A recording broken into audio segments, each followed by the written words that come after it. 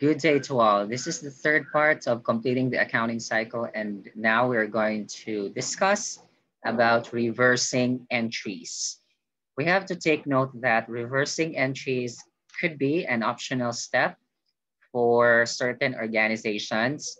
It's because it's not all organizations that would employ the usage of reversing entries, because this is more on facilitating for the next accounting period.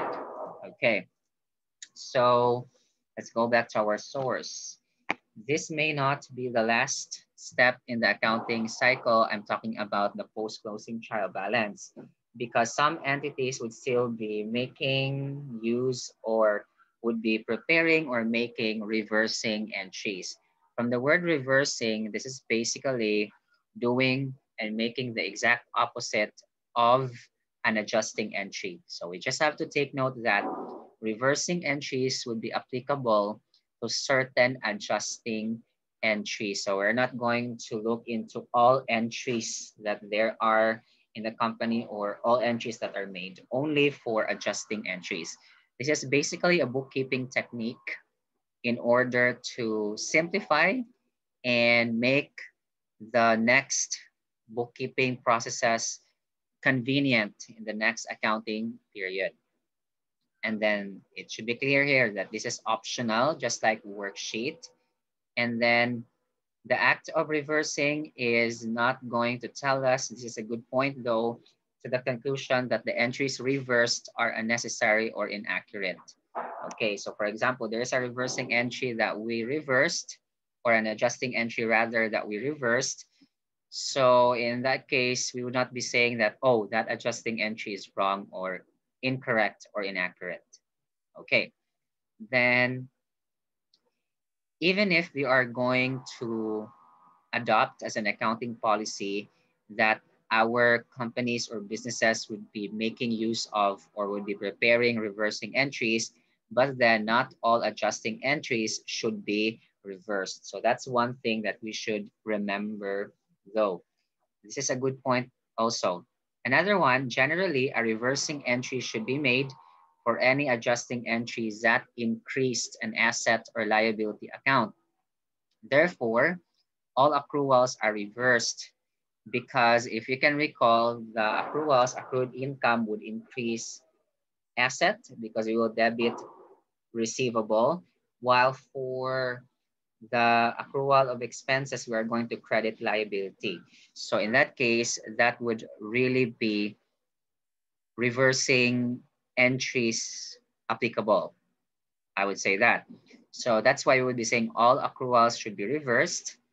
But for the deferrals, we will only be reversing adjusting entries that came from the usage of income or expense accounts. Because if we use income account, for example, for pre-collection of income, that would increase liability for the adjustment, because that's our focus when we make adjusting entries. If we use expense accounts for prepayments, remember, our focus there was the amount of expense, but when we make the adjustment, our focus becomes the asset or the asset. So that's why all deferrals that use, for example, income statement methods like income or expense accounts should be reversed. Those that use liability or asset methods should not be reversed. So this is like the first two rules. All accruals should be reversed. Number two, deferrals using income statement methods should be reversed, namely income method for pre-collection income and expense method for prepayment of expenses. Number three, all other adjusting entries should not be reversed, just like depreciation, provision for doubtful accounts, correction of errors related to omission or really incorrect account titles or amounts. Those are not reversed. Okay, so here's an example. This is our adjusting entry.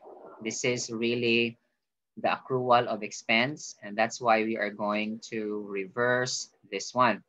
Now, should we reverse? The reversing entry would be in the accounting period that is the beginning of it. So example, if this is the ending, so the beginning is June 1. So debit salaries payable 1,800, credit salaries expense of 1,800. So what's the point of that? So that in the next accounting period, whenever we are going to, for example, pay, it would be shown here though. Anyway, so before we go back to that or go to that, if we are going to, example, record if there is payment for the next regular payday, we simply have to close the payable, and for the current period, that would be an expense and we pay cash. Well, this is like the usual situation that we have known of, which is I'm very fond of and which is okay. This is not wrong.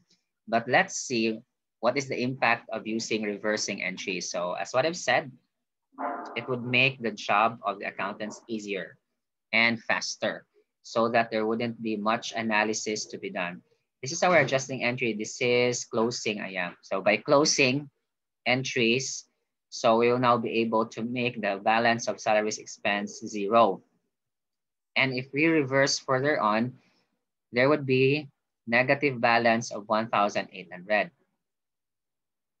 For this one, this is great because when we pay, we don't have to identify as to whether a certain amount for the payment of salaries belongs to the liability from the previous accounting period, meaning a portion of that, or it's an expense for the current period.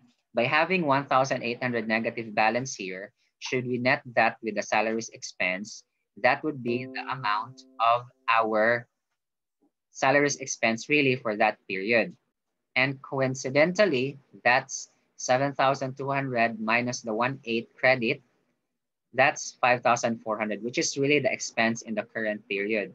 So that's the point, the impact of salaries payable and salaries expense reversed. So in that sense, whenever we make payment for the next accounting periods, all we have to do is to simply record everything as expense, right? So this would make the job of the accountant easier for the next accounting periods.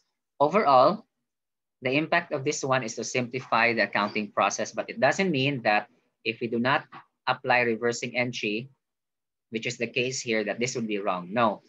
In fact, we said again that reversing entries are optional in nature. Okay.